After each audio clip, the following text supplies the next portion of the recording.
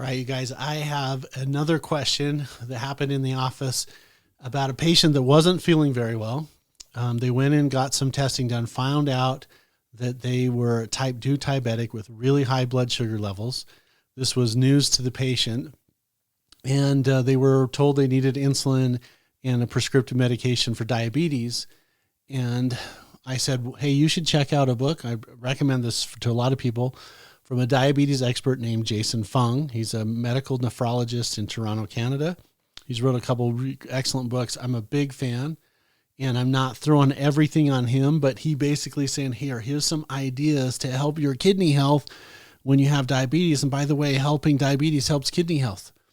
And so he talks a lot about intermittent fasting and how to reset your metabolism and what the problem is with insulin and sugar. I just really like him. So the patient wrote a note that says, Dr. West, fantastic progress. My blood sugar levels are starting to normalize due to diet changes, increasing exercises, improved meal timing, the goal of potentially coming off insulin. What can I do to get off insulin? So I want to be really careful when I say this. Like, I think that there's so many type 2 diabetes cases that can be helped with lifestyle and diet and nutritional supplements and when to eat. Type 1 diabetics, there really isn't that much of an option because your body just doesn't make insulin. And this patient, who they thought was type 1 but was type 2, is literally dropped their blood sugar from the high 300s down to 125, 130, which is fantastic. Like, I'm so happy for him. So when she asked me, how do you stop insulin? I want everybody to hear me, like, don't stop insulin without medical supervision, without consulting the doctor that's prescribing you those medications. They need to know, and they probably will put you on a program to increase the doses gradually and be constantly monitoring your blood sugar. Like, I would never recommend someone to just stop taking insulin. Is the goal to make it so that your body over time doesn't need it? Of course, that's the goal.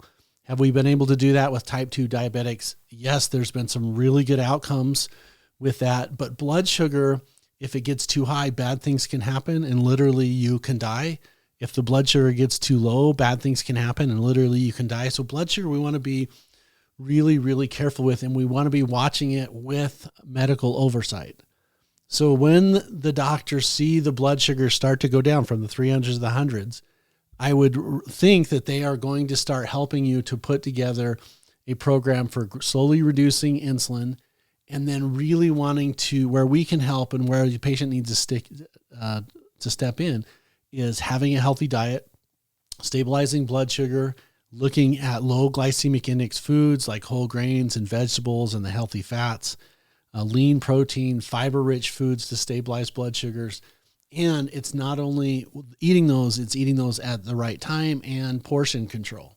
So there's a medical oversight component that needs to be there. And again, don't stop taking insulin. You need medical help to do that.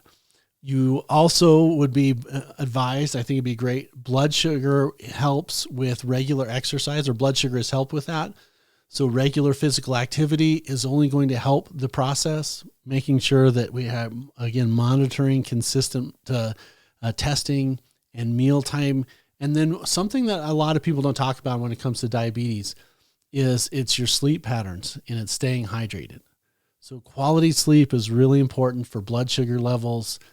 And then looking for things, if you're on a program to naturally reduce blood sugar and you're taking insulin, we want to monitor that carefully, because some of the concerns with too low blood sugar, shakiness, dizziness, sweating, confusion, being hangry, headaches, we want to make sure there's access to a small stack and protein just in case. And looking at supportive treatments, I like things like chromium, I like magnesium, I like alpha-puic acid, I like a protein morphogen therapy, which is a cow extract of pancreas. And then again, watching blood sugar levels. And this is such good news for this patient. I'm so happy the patient there. I don't see them on this thing. I know that they've been on Thrivers in the past, but here's what I would say to that. Like, this is fantastic. Let's take control of your health. Let's make sure that we are working with a medical specialist that's aware of the insulin and is carefully monitoring so that we get off the right way. I absolutely believe that type 2 diabetics are, by and large, almost all of them are redeemable. They're helpable. And if we make the right commitments of exercise, the right foods, hormone balance, blood chemistry balance, I see excellent responses to type 2 diabetes. So that's how I would answer the question, getting off of insulin. Thanks for watching the video. If you'd like more information, education, or want to work with us, head over to bestmedicaloptions.com. And if you want to help to reach, teach, and heal the world, leave a comment, like, share it with someone that you love. It may seem like an impossible task, but those that are crazy enough to think that they can change the world are the ones who do.